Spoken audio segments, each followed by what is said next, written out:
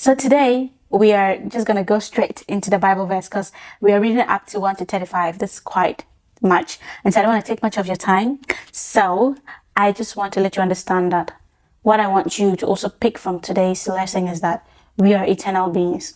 Why are we eternal beings? Because the Bible confirms it that Jesus Christ, or God, is an eternal being. And who is God? He is he that he is. Like paraphrasing, I am that I am. Right? And so he says he made us in his image. God made us in his image. And so we are that we are. Meaning I am also that I am. Because I'm a spiritual being as God has created me to be. So I want us to always have this in mind that when we are making a decision, we should think about the eternal side of it. Okay? That where would this lead in eternity? What's the evidence based against or for this decision that I'm taking? And will it bring about existential questions when I'm near death? And these are the kind of questions that when you're about dying, or maybe when you fall sick so bad that you are thinking about to die and you start asking yourself questions, regretting certain decisions and blaming yourself or other people or wishing you hadn't done certain things, So I want to remind us that because we are eternal beings, it means even death cannot save us. Death is rather the beginning of life. All right? If you think that, you'll just die and everything will end, I'm sorry. You are more than just life. You are life in itself, So there's you in every form, in its way. It's like mutation. If you are on earth, you're a mutated being. If you die, you become a mutated spirit. And the memory continues. So you don't forget the things you did on earth. It's just a passing phase to eternity. So whatever that we decide to do today, let's have eternity in mind, because the spirit never dies. Thank you so much for listening. And so let's go to Proverbs chapter 6 verses 1. Warning against folly, okay? My son, if thou be surety for thy friend, if thou hast stricken thy hand with a stranger, thou art snared with the words of thy mouth, thou art taken with the words of thy mouth. Do this now, my son, and deliver thyself. When thou art come into the hand of thy friend, go, humble thyself, and make sure thy friend.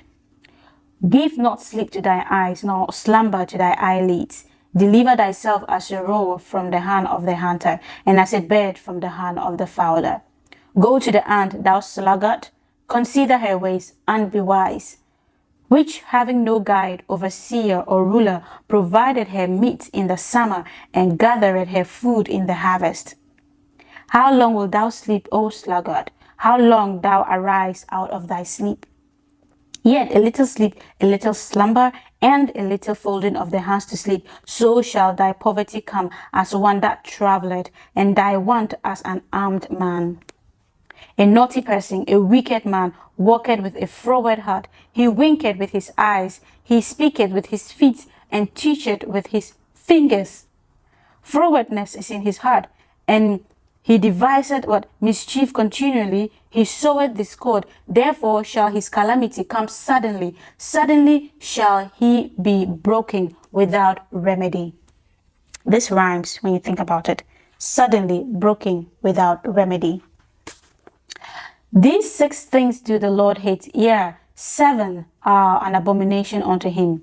A proud look, a lying tongue, a hand that shed innocent blood, a heart that deviseth wicked imaginations, feet that be swift in running to mischief, a false witness that speaketh lies, and he that soweth discord among brethren. This is so good. Verse 20 says, My son, keep thy father's commandment, and forsake not the law of thy mother. Bind them continually upon thine heart, and tie them about thy neck. When thou goest, it shall lead thee. When thou sleepest, it shall keep thee. And when thou awakest, it shall talk with thee. For the commandment is a lamp, and the law is light. And reproofs of instruction are the way of life, to keep thee from the evil woman, from the flattery of the tongue of a strange woman. Lust not after her beauty in thine heart, neither let her take thee with her eyelids. For by means of a whorish woman, a man is brought to a piece of bread, and the adulteress will hunt for the precious life. Can a man take fire in his bosom and his clothes not be burned? Can one go upon hot coals and his feet not be burned? So he that goeth into his neighbor's wife, whosoever toucheth her shall not be innocent. Men do not despise a thief if he steals to satisfy his soul when he is hungry. But if he be found, he shall restore sevenfold. He shall give all the substance of his house. But whoso committed adultery with a woman lacketh understanding. He that doeth it destroyeth his own soul.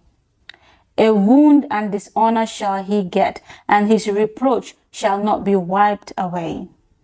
For jealousy is the rage of a man, therefore he shall not spare in the day of vengeance.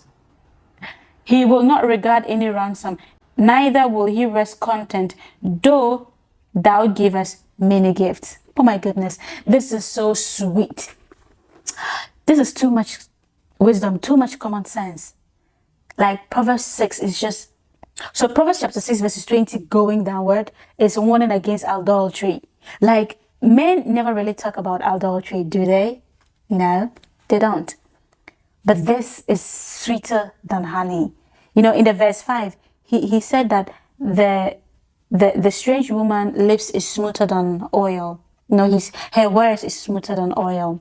And this one, she says that, and verse 6 says that, for by means a whorish woman, a man is brought to a piece of bread. Wow. And the adulteress will hunt for the precious life. You will be brought to nothing, and even your life will be taken from you. The adulteress will hunt for your precious life, destroying everything you ever built with sweat and blood. So, you see, this is so great. But how many people really talk about this? You know, it's so great. I love this. And our memory verse is going to be taken from Proverbs chapter 6, verses 16 to 19. It says, these things do the Lord hate. Yeah, 7 are the abomination unto him. The 7th is our abomination unto the Lord. A proud look, a lying tongue, hands that shed innocent blood, heart that devise wicked imaginations, feet that are swift to run into mischief, evil doing, frowardness, a false witness that speaketh lies, and he that soweth discord among his brothers or brethren. Someone who goes about planting evil in people's lives. You always mischievous, letting people fight, putting people's heads together like this. Hey, may God help us. This is pure wisdom, free wisdom. Take it. Proverbs chapter 6 verses 12. A naughty person, a wicked man, walketh with a froward mouth. He winketh with his eyes. He winketh with his eyes. He speaketh with his feet. He teacheth with his fingers. Frowardness is in his heart. He devises mischief continually, and soweth discord. You see. So, so you can just go read about this, and may we be doers of the word. This is the word of the Lord. Glory be to God. Amen. I wish you all the best, and stay safe. Bye.